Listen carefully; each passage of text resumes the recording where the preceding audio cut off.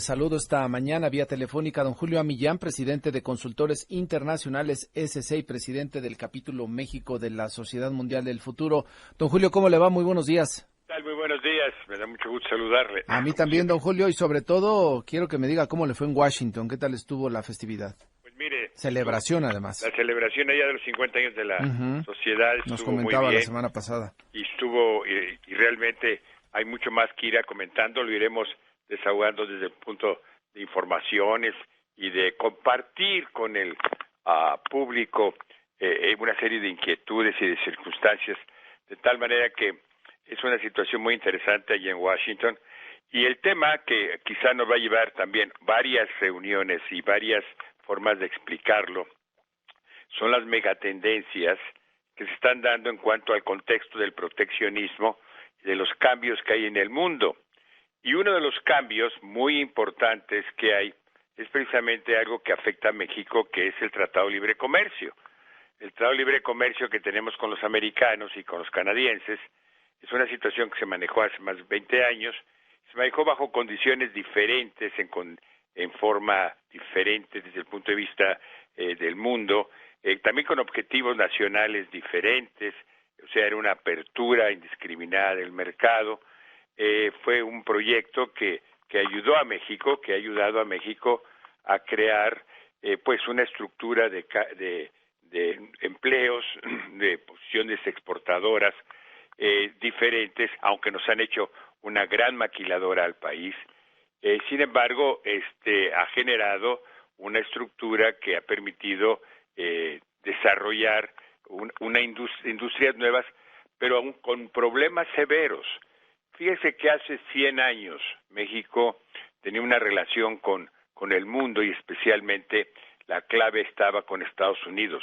Siempre ha sido una relación casi, digamos, siamesa.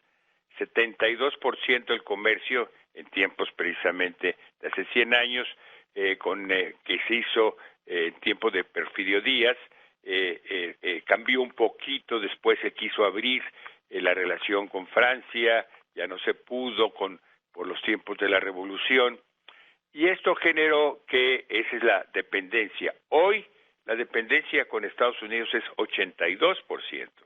Entonces, pues es nuestro más importante, digamos, relación comercial. No significa que solo la relación comercial sea la actividad económica, es una de las grandes partes de la actividad económica. Entonces, lo que viene ya, y en las megatendencias, que se volverá en una mini tendencia, o sea, es una realidad, es que México va a tener que renegociar y vamos a tener que negociar el Tratado de Libre Comercio. De tal manera que eso, pues, es una situación que tenemos que prepararnos. Lo importante, precisamente, de ver este tipo cuando uno tiene la visión hacia el futuro, es qué acciones hay que tomar hoy, precisamente para tener un objetivo que cambie el mediano y largo plazo. Yo creo que México tiene muchas fortalezas, se está haciendo FODA, lo que un FODA es una fortaleza, oportunidades, debilidades y digamos amenazas, ¿no? Y México tiene muchas fortalezas, tiene muchas oportunidades, también tiene sus debilidades y tiene sus amenazas, y cuando se hace esto se da uno cuenta que el tratado que hizo México en ese entonces con unos negociadores que eran muy neoliberalistas, además pensaban en el comercio, siempre decían que incluso una política industrial no era necesaria, cosa que nos quedamos en un tratado. El Tratado de Libre Comercio con Estados Unidos es de primera generación, no es ni siquiera de segunda, de tercera, donde se incorporan las partes financieras, la parte de migración, o sea, personas, otra serie de actividades que son importantes en términos de intercambio de tecnologías. Entonces, esto hace que la relación de México con Estados Unidos es crucial, pero no solamente para nosotros, también para ellos. Entonces, hay que tener capacidad de negociación y hay que prepararse precisamente para lograr estos cambios. Esto no significa que no vamos a tener que apretarnos el cinturón. Claro que lo vamos a tener que hacer y no va a ser fácil. Pero lo que no vale, lo que no se vale en estas cosas, Martín, es improvisar por falta o de experiencia o de actitud, sino yo creo que aquí lo que tenemos que hacer es cómo lo vamos a hacer. y a mí me da mucha confianza una situación, que en CONCAMIN, en la Confederación de Cámaras Industriales, Sí. En tiempo de Salomón Pressburger, se hizo un trabajo que creo que es muy, muy importante sobre cómo se podía hacer una política industrial flexible, donde estaban todos los actores, los mapas de acción, las ventajas, las oportunidades, todo el FODA y todo lo que constituía las áreas de negociación que habría que hacerse con el TLC.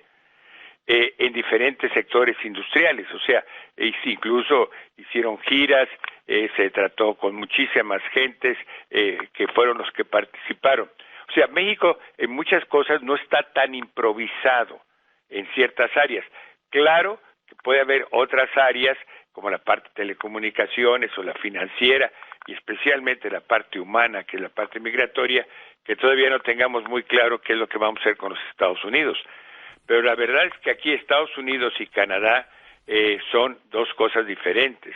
Y nosotros somos más aliados con Canadá, pero Canadá tiene también sus propios problemas. De tal manera que cambiar el Tratado de Libre Comercio, que sí se va a hacer, o sea, Sí. no es una cosa que a ver si sucede y quién sabe si sale la política de Trump o la política de Clinton. No, cualquiera de los dos problemas de intensidad, en los dos casos se va a negociar. Es un hecho. Entonces, ante eso hay que tomar una acción al futuro. Y este futuro está cercano. Por lo tanto, hay que prepararse por institución, por empresa, por organización, por incluso entidades federativas. Tenemos mucho que hacer. Y si hacemos las cosas bien, Martín, saldremos fortalecidos en el futuro. Sin duda, don Julio, esto es un hecho. Ya incluso la señora Hillary Clinton se sabe que también en algún momento ha pensado en este tema de la apertura del Telecan y sentarse a renegociarlo con México y Canadá. Le preguntaría a propósito de lo que sucedió allá en Europa con el Brexit, el modelo de bloques comerciales, bloques políticos y económicos en el mundo, ¿sigue siendo una opción? Va a ser hasta donde realmente constituya un beneficio estructural para los países que lo integran, pero no va a ser para políticas de mediano y largo plazo. Cuando hablábamos del Brexit también estuvimos en una gran discusión con los de la OTAN, que la OTAN es la NATO, en otras palabras, que es la organización de defensa, de hecho, de toda esa zona. A mí me tocó en esta reunión en Washington estar con los generales y los admirantes y los que son líderes, y hablando del Brexit, ellos consideran que se reacomoda la estructura de defensa, y se acomoda y se reacomoda para efectos de largo plazo, porque los países, como en el caso de Inglaterra, decidieron algo para sustraerse de este aspecto internacional de renunciar a sus soberanías, pero que básicamente van a mantener su relación de negocios bilaterales. Entonces, yo creo que hay un cambio sustantivo muy severo. Si en defensa van a hacer una situación de estas, independientemente de que los ingleses por muchas razones han pensado en el Brexit, para muchos es una tragedia y para muchos es un éxito, pero yo creo que de estos grupos de asociaciones internacionales van a comenzar a ya desagregarse algunos aspectos. Entonces, esta mega tendencia hay que leerla adecuadamente. No es lo que uno quiera o porque lo quiera, sino cuáles son las razones que justifican o que motivan a los pueblos en ciertos cambios. Y quiero decirle para esto, Martín, y al auditorio, de que hay una gran insatisfacción mundial con respecto a la globalización. Se ha generado mucho desperdicio humano, que dice un libro que se llama precisamente Los tiempos líquidos. Esto genera una enorme cantidad y una corriente de mucha pobreza, pero pobreza muy dañina y además con desplazamientos humanos. Esto ha generado casi un tsunami de migración en muchas áreas. Pero fíjese que, y es otro tema que también se va a ver, que la tendencia que teníamos nosotros de sacar migrantes a Estados Unidos se ha detenido.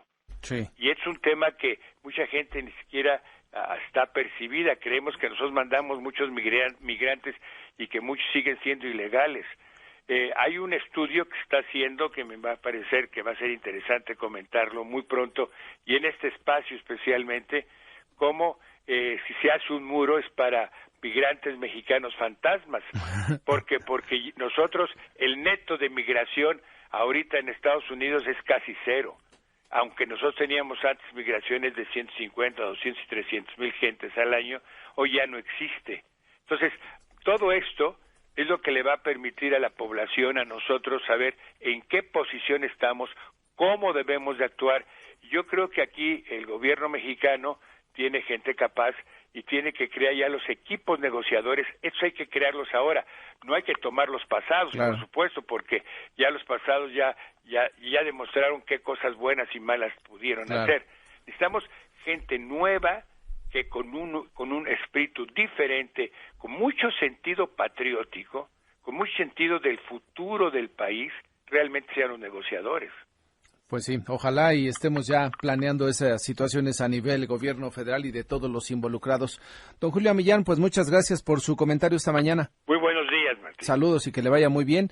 Es el presidente de Consultores Internacionales SC y presidente del capítulo México de la Sociedad Mundial del Futuro, don Julio Millán, para fortuna nuestra, comentando todos los miércoles hasta ahora.